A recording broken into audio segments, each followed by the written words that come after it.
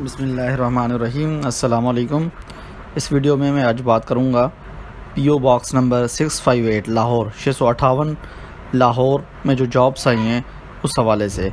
इस वीडियो में मैं डिटेल से आपको बताऊंगा कि इसमें अप्लाई कैसे करना है, इसका पूरा प्रोसीजर क्या है, ये गवर्नमेंट ऑफ पाकिस्तान की जॉब्स हैं, रेगुलर पोस्ट हैं, इसकी क्वालिफ़िकेशन या इनके बारे में जितनी भी मालूमात होगी इंशाल्लाह आपको इस वीडियो में मिल जाएगी। ये public sector organisation mean government of Pakistan का एक इदारा है जो अपना नाम उन्होंने कॉन्फिडेंशियल रखा है, वो बताना नहीं चाहते।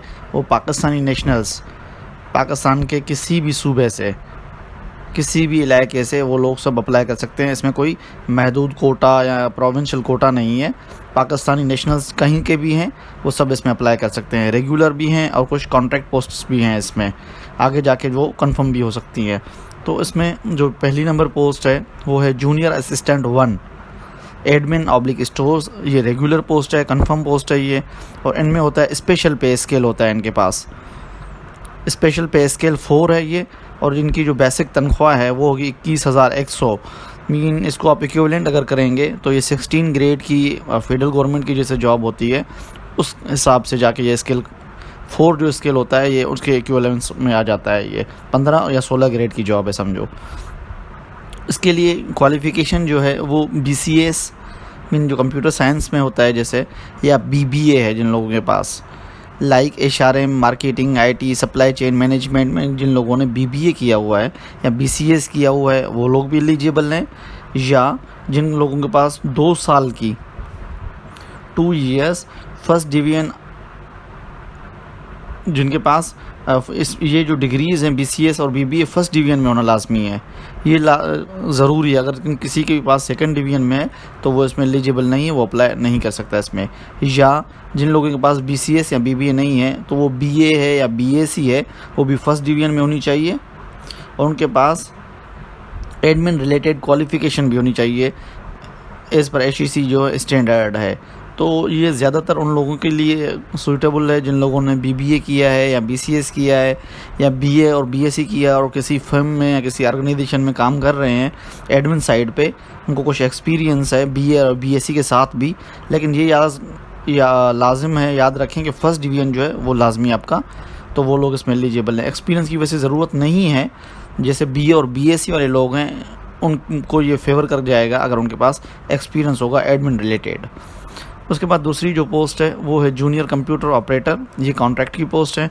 अब इन्होंने पोस्ट भी मेंशन नहीं की कि कितनी पोस्ट हैं, ये 1 है 2 है, हो सकता है बहुत ज़्यादा पोस्ट भी हों इसमें, क्योंकि ये सारी चीज़ें कॉन्फिडेंशियल रखना चाहते हैं। SPS 3 है ये, 17,650 रुपये की है। मीन ये तकरीबन 12 से 14 स्केल की जॉब है अगर आप फेडरल लेवल पे इसको लेके जाएंगे तो इसमें रिक्वायर्ड एजुकेशन जो है वो है आपकी FSc या FA मीन इंटरमीडिएट आपने फर्स्ट डिवीजन में, और 6 माह का आपके पास कंप्यूटर का कोर्स होना चाहिए, और आपके पास 10,000 की डिप्रेशन पर आवर मीन आपके पास टाइपिंग आपको आनी चाहिए, तो आप इसमें एलिजिबल हैं।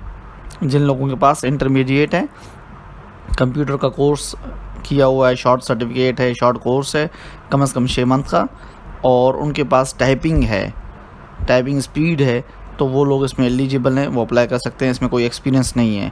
इसमें दूसरी ये भी है कि FSc जिन लोगों ने कंप्यूटर साइंस में ही किया है और उनके पास 10,000 की डिप्रेशन पर आवर मीन उसके बाद टाइपिंग स्पीड है, वो टाइपिंग जानते हैं, टाइपिंग करते हैं, तो उनको सर्टिफिकेट की ज़रूरत नहीं है क्योंकि उन्होंने FSc जो है वो कंप्यूटर साइंस में ही किया हुआ है।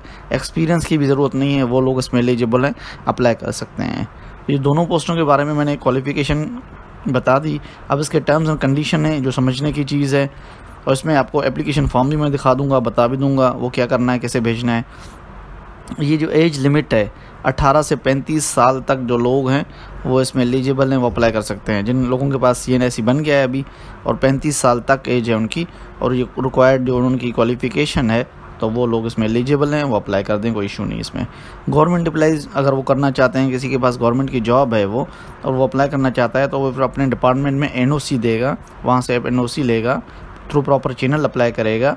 अगर किसी को कोई गवर्नमेंट एम्प्लॉइज़ है उसको समझ में नहीं आती तो वो कमेंट में हमसे पूछ सकता है, मैं इंशाल्लाह उसको बता दूंगा कि NOC का प्रोसीजर या क्या है या किसको कहते हैं। NOC नो ऑब्जेक्शन सर्टिफिकेट होता है, वो अपना डिपार्टमेंट उनको दे देगा जो गवर्नमेंट में जॉब कर रहे हैं। अगर नहीं कर रहे तो उनको ज़रूरत नहीं है ये।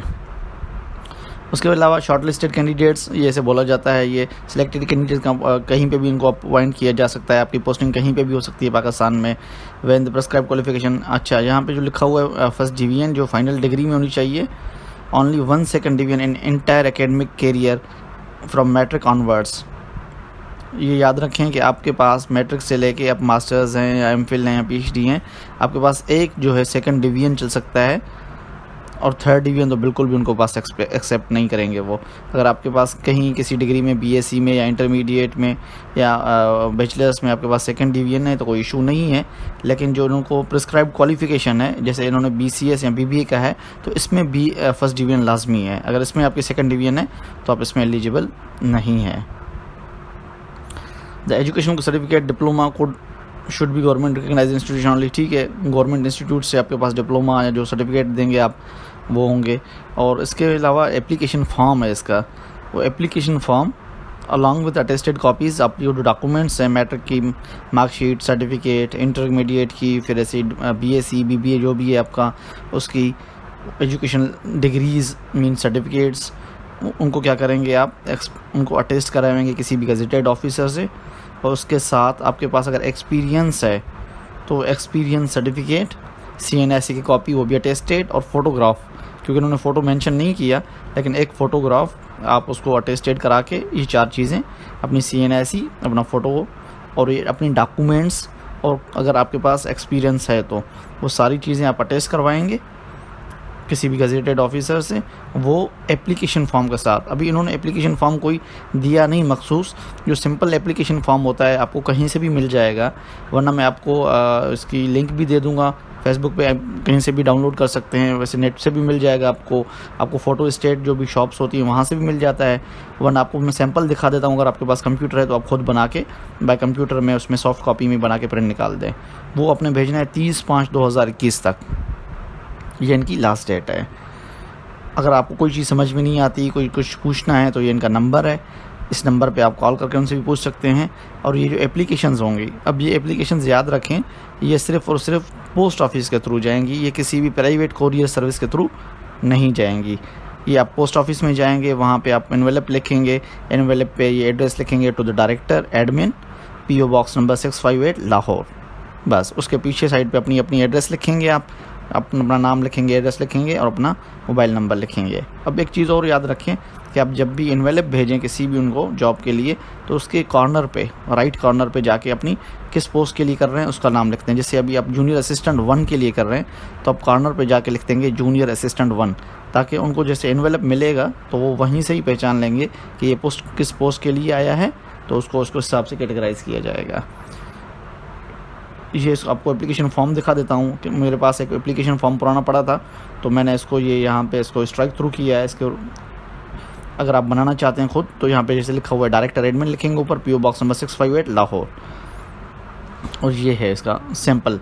आपको सिंपल एप्लीकेशन फॉर्म मार्केट से भी मिल जाएगा। अगर आप बनाना चाहते हैं खुद, तो पोस्ट अप्लाइड फॉर, यहाँ पे अपना नाम उसका नाम लिखेंगे कि हम जूनियर असिस्टेंट 1 के लिए अप्लाई कर रहे हैं, अपना नाम कैपिटल में, फादर्स नेम कैपिटल में, अपनी डेट ऑफ बर्थ जो है आपकी वो लिखेंगे, आपका डोमिसाइल कहाँ का है, सिंध का है, पंजाब का है कि PK का है, वो लिखेंगे, अपनी क्वालिफ़िकेशन जो आपकी लास्ट क्वालिफ़िकेशन है वो लिखेंगे, एक्सपीरियंस लिखेंगे आप अपना अगर आपके पास है, अगर नहीं है तो नो नीड, CNIC नंबर लिखेंगे अपना सेल नंबर या कॉन्टैक्ट नंबर, वो मोबाइल नंबर लिखना है जो आपका ओपन हो, खुला हुआ हो, आपको मैसेज कॉल आ सके, वो लिखनी है।